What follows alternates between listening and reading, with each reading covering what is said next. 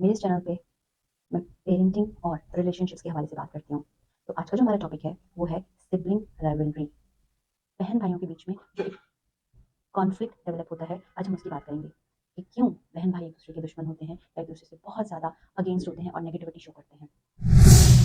अस्सलाम वालेकुम, this is Mehreen Mushtaq Qazi with the channel wisdom with MMK। मैं एक होलिस्टिक वेलबींग स्पेशलिस्ट हूँ, टीचर ट्रेनर हूँ। कैसे हैं आप लोग? उम्मीद है सब खैर खैरियत से होंगे। मेरे इस चैनल पे मैं पेरेंटिंग और रिलेशनशिप्स के हवाले से बात करती हूँ। तो आज का जो हमारा टॉपिक है वो है सिबलिंग राइवलरी।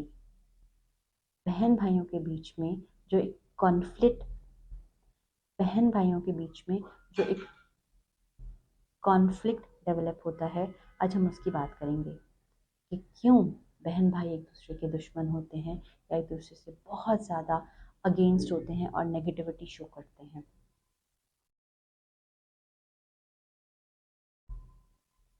तो आइए टॉपिक को स्टार्ट करते हैं। बहन भाई एक ब्लड होते हैं, उनके पेरेंट्स एक ही होते हैं। बहुत कॉमन सी बात है, बेवकूफ़ाना बात है। ये कहने का ये मकसद था कि बहन भाई जो हैं वो एक ही पेरेंट की औलाद होते हैं, एक ही घर में पले बड़े होते हैं, फिर उनकी नेचर डिफरेंट क्यों होती है? आपस में एक दूसरे के साथ उनका कनेक्शन इस कदर ख़राब क्यों होता है? कॉन्फ्लिक्ट क्यों डेवलप होता है? आज हम उसके बेसिक्स की बात करेंगे। होता ये है कि हर बच्चा एक डिफरेंट टाइम में पैदा होता है। उस बच्चे की पैदाइश जो होती है वो पेरेंट का उसके साथ बॉन्ड बनाने में बहुत ज़्यादा मैटर करता है। आपका जो बच्चा है, अगर वो फर्स्ट बॉर्न है तो मोस्टली पेरेंट का बॉन्ड जो है वो फर्स्ट बॉर्न के साथ बहुत ज़्यादा स्ट्रॉन्ग होता है, क्योंकि उनका पहला बच्चा होता है, उनकी इमोशनल अटैचमेंट उसके साथ बहुत ज़्यादा होती है। फिर with the passage of time उनकी रिस्पॉन्सिबिलिटीज़, बहुत सारे सिनेरियोज चेंज हो जाते हैं। दो बच्चों को संभालना बहुत मुश्किल हो जाता है। उसके बाद दूसरे बच्चे पे उनकी तवज्जो कंपैरेटिवली कम हो जाती है। मोस्टली मिडिल क्लास घरों में ऐसे होता है कि बड़े बच्चे के कपड़े छोटे को दिए जा रहे हैं, बड़े के खिलौने छोटे को दिए जा रहे हैं, बड़े के बुक्स छोटे को दिए जा रहे हैं, तो छोटा यूजुअली फील इट अलॉट, बहुत ज़्यादा महसूस करता है इस बात को कि मेरे लिए नई चीज़ें नहीं आती, मुझे यूज चीज़ें क्यों मिल। ये चीज़ उसके अंदर एक हिकारत सी बन जाती है अपने बड़े बहन या भाई की वजह से। उसको फील होती है, उसको एक अजीब किस्म का एक एहसास, एक कॉम्प्लेक्स महसूस होता है कि बड़े को तो इतनी इम्पोर्टेंस दी जा रही है और छोटे को जो है वो बिल्कुल ही निगलेक्ट किया जा रहा है। बच्चा महसूस ज़्यादा करता है। क्यों क्यों महसूस करता है? क्योंकि ये चीज़ें पेरेंट महसूस नहीं कर पा रहा। बच्चा उसको बता नहीं रहा कि मैं क्या महसूस कर रहा हूँ और मुझे क्या फीलिंग डेवलप हो रही है और मैं क्या माइंडसेट लेके बड़ा हो रहा हूँ। ये ग्रजेस जो हैं, जब बचपन में रिजॉल्व नहीं होती तो बड़े होके एक स्ट्रॉन्ग कॉन्फ्लिक्ट की शक्ल ले लेती है। यूजुअली बच्चे एक दूसरे को झिड़क रहे होते हैं, उनके अंदर हेट पैदा हो रहा होता है अपने बहन या भाई की वजह से, उनके अंदर लड़ाइयाँ होती हैं और बड़े होके वो बोल ही देते हैं सब कुछ तो तुम्हारे लिए किया जाता है। और कभी कभी लड़ाई में बड़े ये भी बोल देते हैं तुम्हें तो गटर से उठाया था, तुम तो किसी और के बच्चे हो। इस तरह की जो कॉन्वर्जेसन होती है वो छोटे बच्चे पे बहुत ज़्यादा असरअंदाज होता है। तो छोटा बच्चा बढ़ के खुद ही अपने बड़े भाई या बहन के साथ उस तरह का बॉन्ड डेवलप ही नहीं कर पा रहा होता, और बड़ा भी बेफिक्र है, उसको भी फिक्र नहीं है और पेरेंट को भी पता नहीं है। तो ये चीज़ें बहुत ज़्यादा ख़राब होती हैं। तो बेस यहाँ से स्टार्ट होती है कॉन्फ्लिक्ट की, और फिर वो बढ़ के जब जड़ पकड़ लेती है तो उसको मैनेज करना आसान नहीं होता। वो आगे जाके और ज़्यादा प्रॉब्लम्स क्रिएट करते हैं, क्योंकि जब बड़े हो जाते हैं तो उनका जहन पुख्ता हो जाता है, फिर उसको मोल्ड करना, काउंसलिंग करना इतना ईजी नहीं होता। ऑब्वियसली ब्लड रिलेशन होता है तो उसको एहसास होता है, लेकिन कहीं ना कहीं वो जो गैप बीच में बना था वो गैप दोबारा से ख़त्म नहीं हो पा रहा होता। तो पेरेंट को क्या करना चाहिए कि शुरू से ही इस चीज़ को कैलकुलेटेड तरीके से चलाना चाहिए। अगर आप बच्चे को उसके कपड़े देते हैं तो उसको नए कपड़े भी दिलाओ, उसको नया खिलौना भी दिलाओ, उसकी मर्जी पूछो, उससे बात करो, दोनों बच्चों का बॉन्ड बना के रखो। मैं अपने बच्चों को कपड़े एक जैसे पहनाती थी, दोनों के लिए एक ही तरह के कपड़े खरीदती थी। मैं बच्चों को उनका पसंद का टॉयज उनकी मर्जी से दिलाती थी, उनको हर चीज़ सेपरेटली, एक बच्चे को दिला दिया जस्ट इन केस मेरे पास पैसे नहीं है, तो मैंने एक को दिलाया तो दूसरे से प्रॉमिस किया, लेकिन अपना प्रॉमिस निभाया, मैंने उसको भी दिलाया।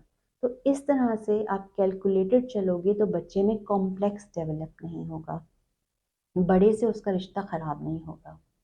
और फिर अगर अगर आपके 4-5 बच्चे हैं तो आपकी लाइफ में और ज़्यादा कॉन्फ्लिक्ट्स बढ़ जाएंगे, क्योंकि इतने सारे बच्चों को मैनेज करना, उनके खर्चे उठाना समटाइम्स मिडिल क्लास के लिए बहुत ज़्यादा प्रॉब्लम हो जाती है। फिर वो 4 बच्चे अगर एक दूसरे के साथ लड़ते हैं तो वो पेरेंट के लिए बहुत ही ज़्यादा मैनेज करना मुश्किल हो जाता है।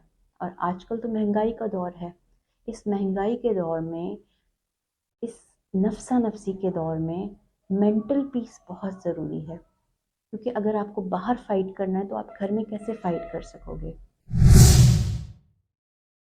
तो आइए अब सॉल्यूशंस पे बात करते हैं, हम किस तरह से ये राइवलरी ख़त्म कर सकते हैं जड़ से, और बच्चों को एक दूसरे का बेहतरीन हमदर्द बना सकते हैं।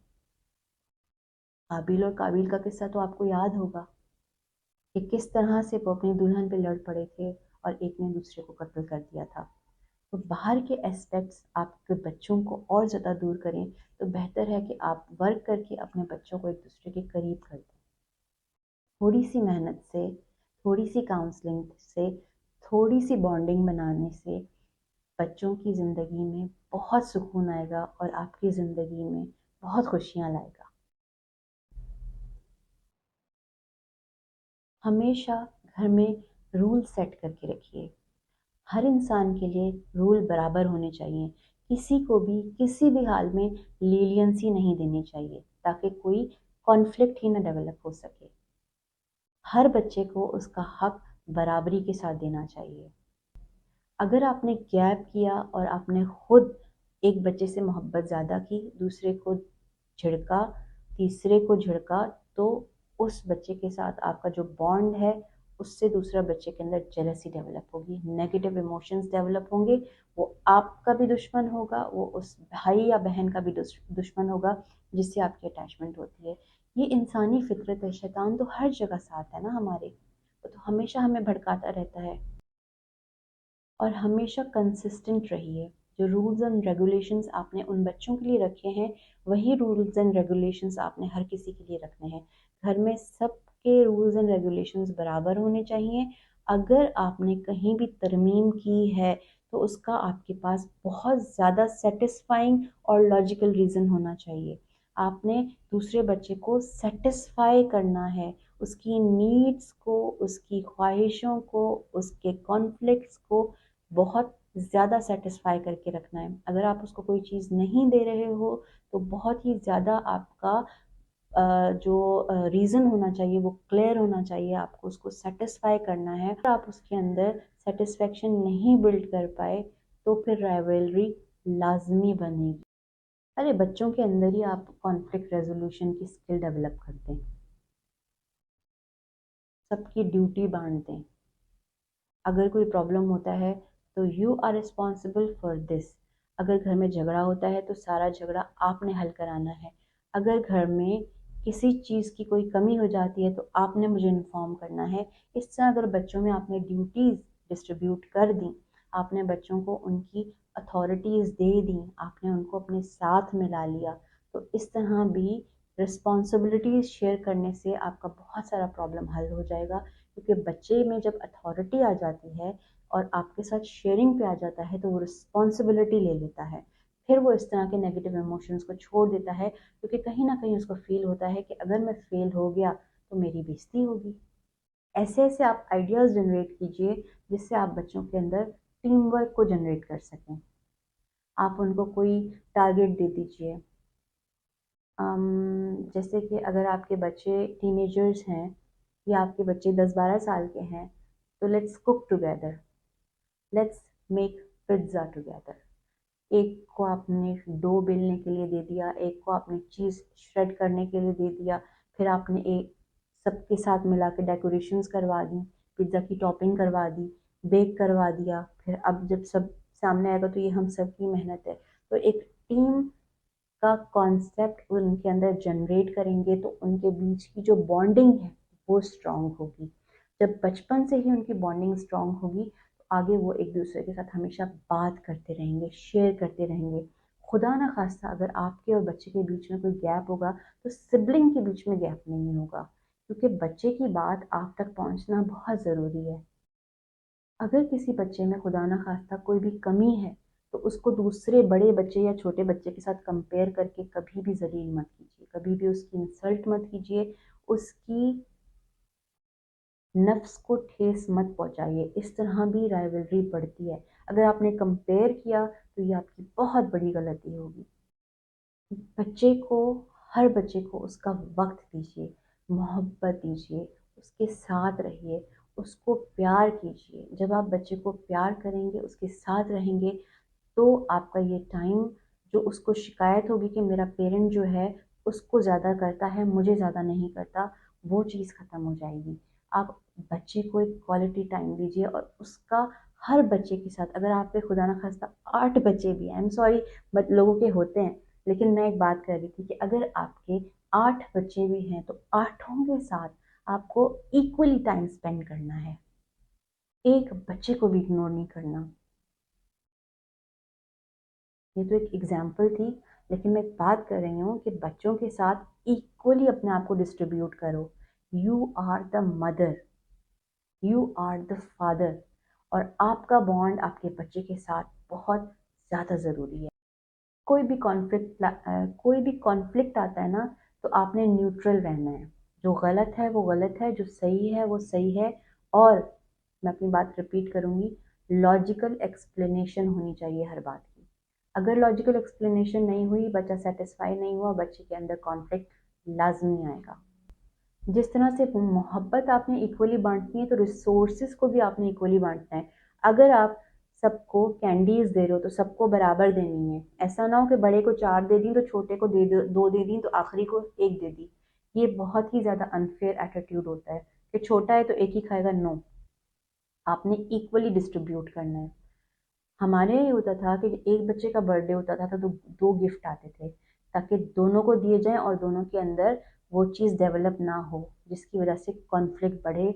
और क्योंकि देखें, ये फैक्ट है कि जब छोटे बच्चे की पैदाइश होती है और माँ का ध्यान छोटे बच्चे की तरफ ज़्यादा होता है तो बड़े बच्चे के अंदर लाजमी जेलसी आती है, वो इग्नोरेंट फील करता है। इसीलिए छोटी ही एज में बच्चा जो है वो हाथ भी चला देता है इन्फेंट के ऊपर, क्योंकि उसको अपनी जगह दूसरे को देने में तकलीफ होती है। तो हमेशा अपने बच्चे को प्रिपेयर कीजिए नए आने वाले बच्चे के लिए। ये बात बहुत ज़्यादा इम्पॉर्टेंट है कि आपने अपने बच्चे को तरीके से उसके साथ एक बॉन्ड बना के आपको चलाना पड़ेगा, ताकि किसी किस्म की नफरत दो बहन भाइयों के बीच में ना बन सके। जब आपके बच्चों में एक अच्छा ताल्लुक होगा, एक अच्छा एटमॉस्फेयर घर का बनेगा, तो आप भी खुश रहेंगे, आपके घर वाले भी खुश रहेंगे और आपकी ज़िंदगी में बरकत भी रहेगी। तो इसी के साथ मुझे इजाज़त दीजिए। अपना बहुत बहुत ख्याल रखिएगा। अगर टॉपिक अच्छा लगा हो और मेरी बातें समझ आई हो तो लाइक और सब्सक्राइब कर दीजिएगा। Thank you so very much. अगले टॉपिक तक के लिए इजाज़त दीजिए। अल्लाह हाफिज़।